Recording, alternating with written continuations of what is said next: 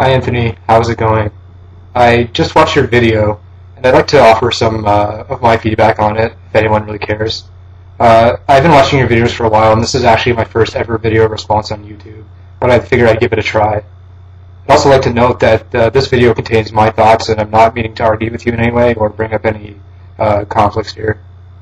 Now, one of my favorite types of music is actually black metal, and black metal is a particular case where low production is actually a very common element in the style of music.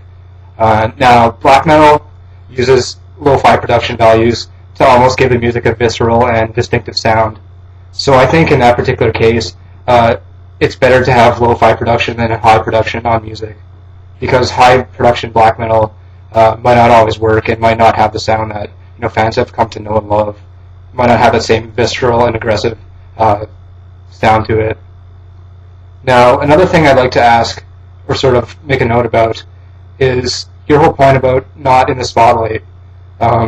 Music doesn't have to be in the spotlight to be good, but at what point do you call music dead? Most of the things I enjoy are not in the spotlight, but to me they're very alive, and CDs are being produced all the time that people don't listen to, but can still have excellent music on them. So yes, maybe lo-fi production will cause many people to overlook an album, but does that make it bad? Not necessarily. And how do you define music being better than other music? Or how do you define improving music? Does that mean, people are going to buy it, or does that mean it's going to be more enjoyable to, fans and listeners? And maybe in one case, low production does impact music, but in the other it wouldn't. Now, one thing that I always find annoys me more than bad production on an album is when mixing is off. And this can even be found in albums with good production values, quote-unquote.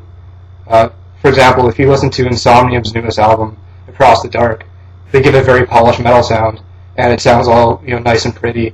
But when you try to listen to the vocals, they're just drowned out by everything else. And to me, that's sort of more of a big travesty than making an album with low production values or sort of a not clean sound to it. That's my opinion.